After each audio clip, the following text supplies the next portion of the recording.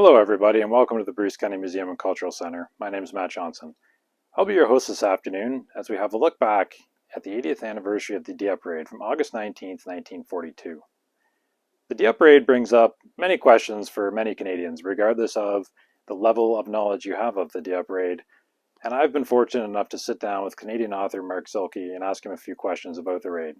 I hope you enjoy watching the interview as much as I enjoyed doing the interview. I started out by asking Mark, just what exactly does fascinate Canadians about the Dieppe Raid? I think one of the things, so when the official histories were done by the Canadian Army about World War II, mostly written by Colonel C.P. Stacey, there was a tendency to downplay the roles where we did very well, even like Juno Beach and that. It was you always had a kind of feeling that they were sort of, well, Canadians did okay, but they could have done better. That kind of mentality was there. And I think that kind of tainted how Canadian historians came to look at the role that the Canadian Army played in World War II. So we don't celebrate, there was a culture then of not celebrating our successes. And that kind of leads you to look at, well, the failures. Now, why did we fail? And that's what kind of constantly drives it is, and, in fact, again, Stacey, and that was part of it, is, a tendency to look at the Dieppe raid, not from its failure being inevitable through bad planning, but a feeling that maybe if it had been British Marines who had carried out the raid or something like that, Right. that the outcome could have been different. So there's a need to then, well, Canada failed. So now we have to try and understand why Canada failed. And out of that also comes, we have 3,367 casualties out of a force of 4,800 roughly. So it's not just a failure, it's a disaster. And really what then comes out of it is, why did the raid happen? And what were the events that happened in the planning and that led to the failure? So then it becomes like this bone, this skeleton that you pick through over and over and over again, trying to find the critical, compelling elements that bring it forward. So we've had, starting in the 1960s, you start seeing books come out that are the real reason for the raid. And, there's probably one every decade, the real reasons for the raid. And that's one way of approaching the story and the event. And so I think that's really what drives it is there's always this desire to have a reason behind the raid, to justify the raid, to find an excuse for the factor that it was a failure. And, when I started doing the research, I was thinking, well, maybe there'll be something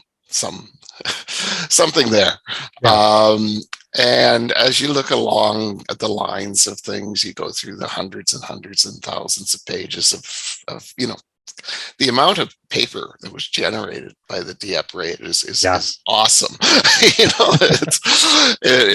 It's for one day, it was thousands of pages of material, not just in the lead up to it, but then the analysis of what happened afterwards. Because truly, the Canadian Army and the British Army and the British Admiralty and everybody were trying to, in the aftermath, understand A, what went wrong, and also B, what can we actually learn from this? Right. And so there was a lot of soul searching, a lot of looking, and out of all that, there's different things that were part of why the raid was launched, or became elements that tagged on to the raid plan as it went along.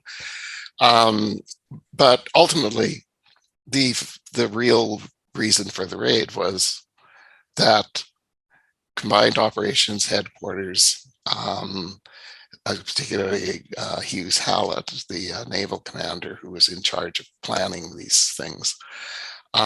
He and his team became interested in, could we put a division, and it wasn't Canadians at that time, but an infantry division ashore in France near a town and hold some ground, or possibly hold that town for 24 hours or 12 hours or whatever, and get them back off again. And so, as John Hughes Hallett said, ultimately it was raiding for raiding's sake. And that was what the whole point of it was. The original plan for Dieppe wasn't that bad. It was kind of well conceived, actually, because they weren't going to land in front of the town. They were going to land on the flanks near, not in Pourville, where they landed on Green Beach, but nearby. They were going to land on the other side of the Dieppe as well, not at Puys, where they also landed disastrously, but a little bit further east. And then they were going to come in behind the town in a pincer movement, and possibly not even take the town. They were more concerned about the Luftwaffe airfield that was inland from there, where there was supposed to be the divisional headquarters for the infantry as well. And if they could take the airfield and take the divisional headquarters, they could get some documents and stuff like that. They were also wanting to, there was the German radar station that's just on the to the east of Pourville, up on the headlands, and they wanted to capture that because, again, they wanted to understand. They didn't know much about the German technology of radar stations, and so they wanted to learn about that. So that was kind of the original plan. And then it got changed by Bernard Montgomery, actually. During a critical meeting, he basically says, well, there's no, basically no media value in what you're doing. It's not a showstopper kind of thing. Sounds like Montgomery, yeah. he puts it differently, but that's the essence of what he's saying. And so then the plan is, well, now we'll land the main force in front of Dieppe. And the most critical error in that is that we will also land the tanks on the beach in Dieppe. The original idea was that the tanks would land to the west in concert with the South Saskatchewan Regiment and the Queen's Own Cameron Highlanders, and they would carry out the attack towards the airport. And they would have the tanks with them.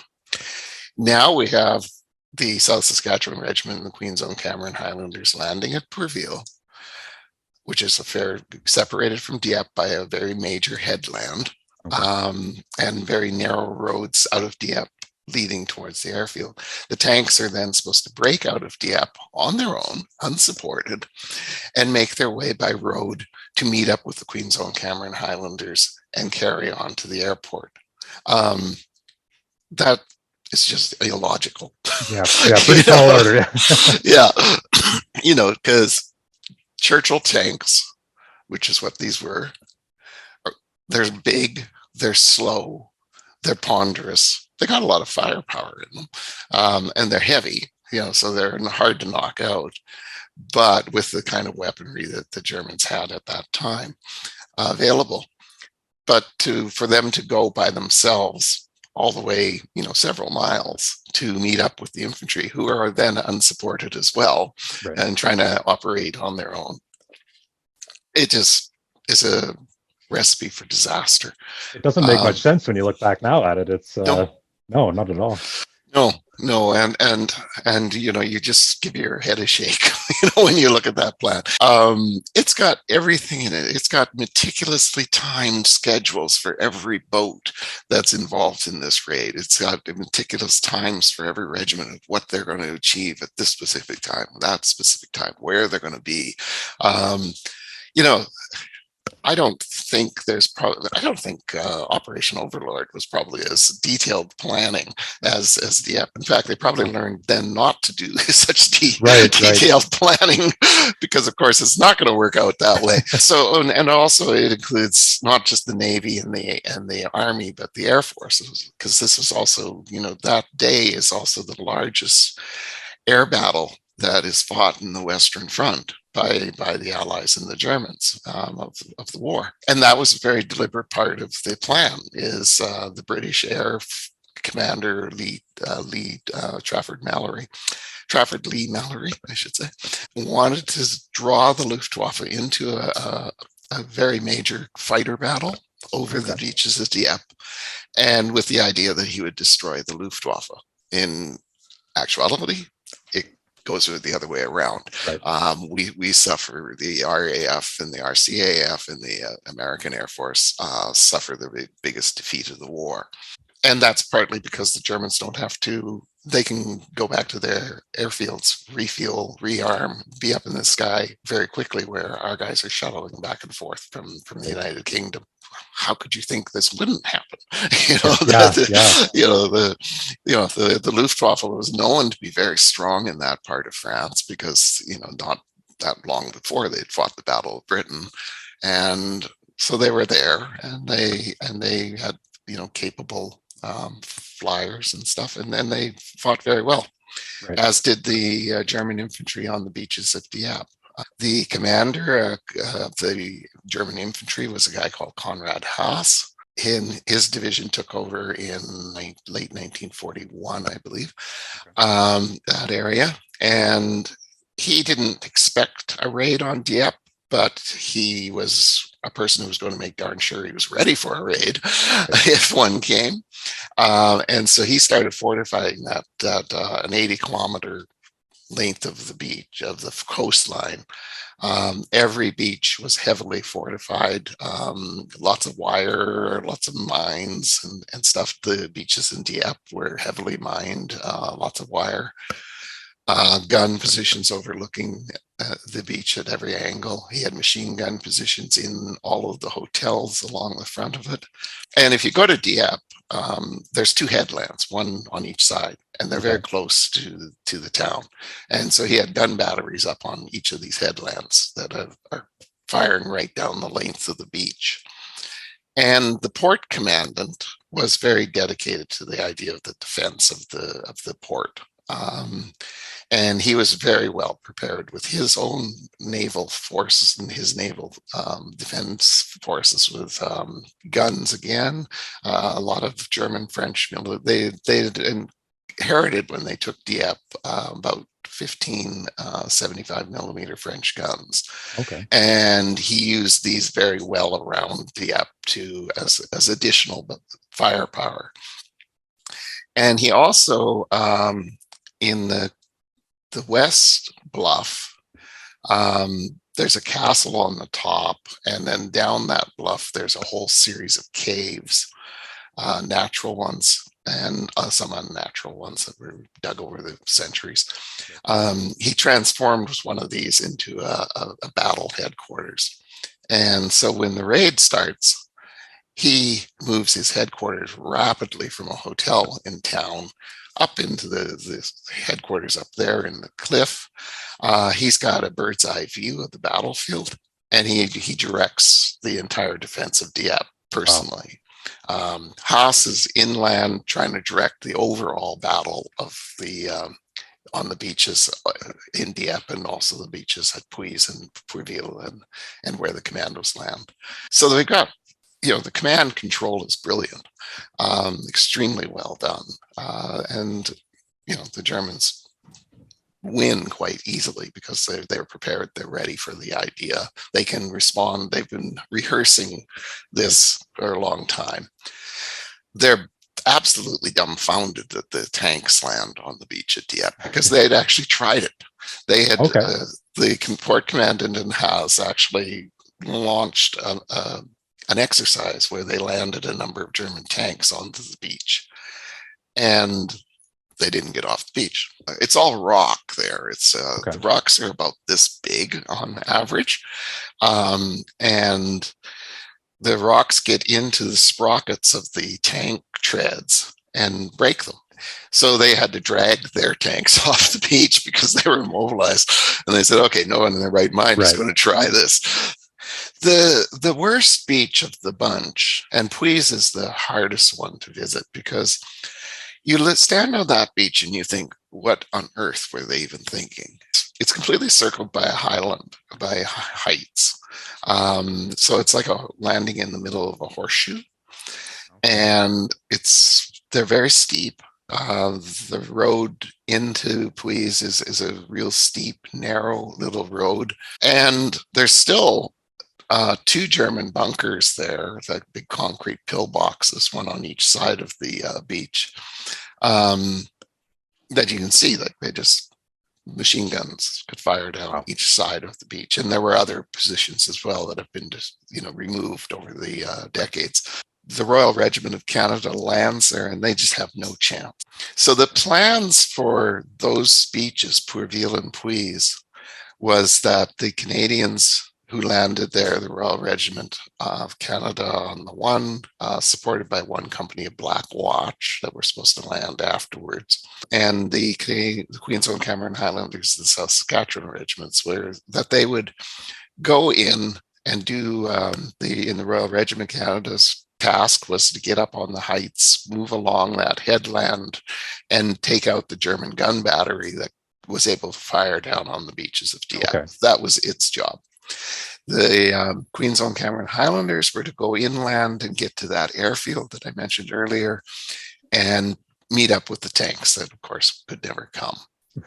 The South Saskatchewan Regiment was to go up on the headland between Dieppe and Pourville and take out the radar station, and seize whatever material, whatever they could take away from there to learn what were the Germans doing in that regard. So that was there. And then once they've completed all their tasks, they were to push on through to Dieppe and be evacuated out of there along with the raiders who were in Dieppe. So that was kind of the structure of the thing. So they were going to seize. The Dieppe itself was not considered very important. It was more just, to establish a presence in the town, take the town, secure it enough that the other forces could come through, get into the town, and then everyone would be evacuated off the beach with the Fusiliers Montreal covering that. Okay. And a British commando force at the same time would come into the port, and there were a few German fishing trawlers and primarily, even more importantly, the Germans, after they abandoned the idea of invading England, had left behind a whole bunch of barges and tugs, and the barges particularly were important because at this time we don't know how we're going to invade France, so it's like, some barges could be kind of handy. Why not? Yeah. So we'll tow those out to sea and take them away as booty. There were also a couple little German mini submarines there that they were interested in getting as well. And as the raid's planning got going and it got closer to launching, around April 1942, the plan is really crystallized. Brigadier Church Mann, who's the Canadian officer really responsible for the plan, he's not responsible for the planning because the planning has been done. It's so meticulously worked out, he can't change anything. But he's making sure that he can actually fulfill the plan. He starts noting that there's this whole bunch of what he called, in one report, he called them sort of like carpetbaggers who were attaching themselves to the raid. Okay. And this is a mixed bag of small commando units, everything like that, who have their own agendas. they're going to get in there and they're going to do this and that and the other thing. Largely a lot of it's after trying to get secret documents, code books, anything like that. Right. And this is where the Enigma story comes in, the latest I was theory. going to ask about that. Yeah. This is the latest theory as to why the raid on Dieppe. So that small team gets anchored into the raid in April 1942. The raid has been being planned meticulously since January 1942. So it's just another add-on. The current thesis being brought forward by another historian is that it was the engine at the front of the train. I always think of it as, well, it was more like the caboose at the back of the train, just tagged on. Yeah. And of course that was partly because the German Navy had added a fourth rotor to its Enigma machines, and they had originally had 3 rotors, and the code was all based on the code that the British and Polish had broken was based on a 3-rotor Enigma. Okay. And so the fourth rotor changed the codes. Now the British don't know what's going on at sea. They can't track the U-boats. And the Battle of Atlantic is going worse. It's not going to help a lot if you steal an Enigma machine and or the codes from a town called Dieppe. The port commander is going to kind of know he lost something, and that there's certain value in what he lost, and the Germans would just change the codes and possibly add another rotor to the Enigma machine. So it's not, it's not that important. You're not going to sacrifice a whole division just to get No, it doesn't make any sense. It doesn't hold up. That whole Enigma thing, it speaks to that need that we seem to have as Canadians for a reason for Dieppe. And so it's had a lot of travel, it certainly convinced an enormous amount of the media who, didn't actually know anything about Dieppe probably before they got doing these interviews. But it doesn't hold up to really being looked at scrupulously. Do you have any Dieppe excursions coming up, or? Yes, actually. The company's called Liberation Tours, and spring 2023, we're doing one tour that's called the Cinderella Army Tour. And we will start at Juneau, and we're going to go up through Dieppe and through the Scheldt Estuary, the Rhineland, into Holland, all the way up to northern Holland. So basically following the Canadian path up the long left flank, as it was called. So that's a new tour that we bring together, and it'll probably become one that we'll offer every couple of years. Okay. And the other tour, there's a signature tour of Liberation Tours called the Northwest Europe Battlefield Tour. And it does a similar thing. It starts in Normandy, goes to Dieppe. And then we also then do World War I sites and cover World War I and end in southern Holland. So it's not as extensive as the Cinderella Army one on the history of World War II Canadian operations. But yeah. So those both bring us to Dieppe each time. Okay. And we visit, as I said, Puys, Préville, the beach of Dieppe. We're going to spend a couple days on the Dieppe operation with the Cinderella Army Tour because we have the time. So it'll be a little bit more extensive in its investigation of the thing. Okay. So yeah, it's good. And, Dieppe is the beaches at Juneau are wonderful to visit as well. Very well preserved at this time. You can get a real sense of the operation of the D-Day operation. It's the same with Dieppe. Préville, Puys, the Dieppe beaches, they're all in quite remarkable condition. Anyone who visits those beaches will come away very powerfully moved by what the Canadians face in going forward.